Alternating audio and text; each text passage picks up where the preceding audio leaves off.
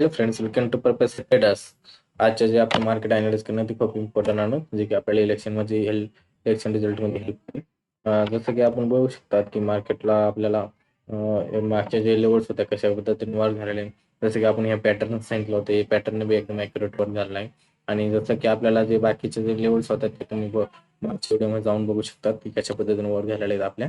आता इथून पुढचं जे अनालिसिस जाणार ते आता खूप इम्पॉर्टंट आहे, जेणेकरून आपल्याला एक इलेक्शनचा आपल्याला फायदा भेटेल. चला आपण आता अनालिसिस स्टार्ट करू. जसं की आपल्याला बघू शकतो आपले एक लेवल्स बघायला भेटते समजा इम्पॉर्टंट. ही जी लेवल्स आहे या लेवल्स आपल्याला खूप इम्पॉर्टंट पॉईंट वर्क होऊ शकते या लेवलवर. जे की आपल्याला एक स्ट्रॉंग पॉईंट आपल्याला बघायला भेटू शकते. जर ह्या लेवलचं जर मार्केट वरती निघलं तर आपण कंटिन्युअसली अपसाईड मुवमेंट बघण्याचं बघायला भेटू शकते, जे की आपल्याला 1000 पॉईंट आपल्याला 1000 पॉईंट आपल्याला मार्केट कंटिन्युअसली देऊ शकते या पॉईंटवर. जर 1000 नाही दिलं तर 500 पॉईंट 100% देणार. तर हे जे लेवल आहे खूप इम्पॉर्टन्स लेवल आहे. ह्या लेवलला तुम्ही मार्क करून घ्या. हे लेवलचं जे आहे 49,080 ह्या जर लेवल आपल्याला एक प्लस पॉईंट बघायला भेटला तर आपण एक कंटिन्युअल अपसाईड मुवमेंट राहणार, ज्याने की आपला एक छोटासा टॉप लॉस आणि एक कंटिन्युअल अपसाईड मुवमेंटम. 100 पॉईंटचा टॉप लॉस, एक 500 ते 600 पॉईंटचं आपल्याला टार्गेट.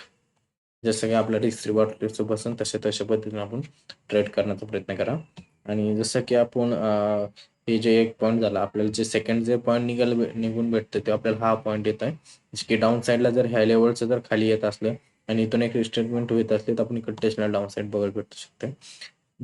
जर या 2 दिवसात जर मार्केट जे की उद्या आणि सोमवारचं जे मार्केट राहणार त्याचं दोन दिवसात जर मार्केट कंटिन्यू ह्याच लेवलला असलं तर आपल्याला एक प्युअर कॉल साईड मोमेंटम बघायला भेटू शकणार आहे.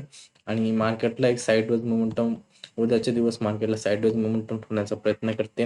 आणि सेकंड जे असेल तर सेकंड 2 दिवसाचा गॅपअप जे बघायला भेटणार आपल्याला एक स्ट्रॉंग गॅपअप बघायला भेटू शकते.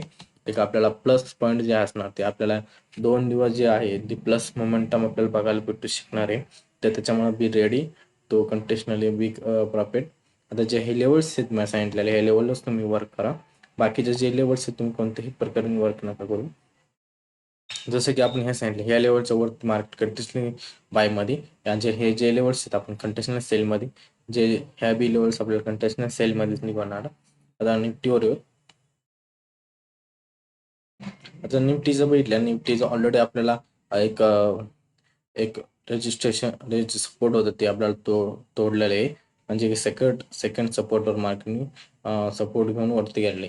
तर आपल्याला एक याच्यावर एक पॉईंट निघत आहे की मार्केटची जी एक लेवल्स आहे ही जे लेवल्स जर ह्या लेवलचे जर मार्केट वरती निघलं तर कंटिन्युअल मार्केट आपल्याला एक इझिली 200 पॉईंट देऊ शकते अपर साईड मोमेंटमला. तर आपण ह्या लेवलच्या वरती निघलं मार्केट आपण कंटिन्युअल अप साईड, तर या लेवलच्या खाली राहिलं तर आपण कंटिन्युअल सेलमध्ये राहणार. एक प्लस पॉईंट जे आहे जर जर रिझल्टच्या दिवशी जर 1-2 दिवशी जर मार्केटने तर हे साईडवेज मुवमेंट राहिले तर रिझल्टच्या दिवशी आपल्याला रिझल्टच्या 1 दिवसाआधी समजा आपल्याला एक कॉल सेट मुवमेंट बघायला भेटू शकणार, कंटिन्युअल अपसाईड मुवमेंट राहणार आहे.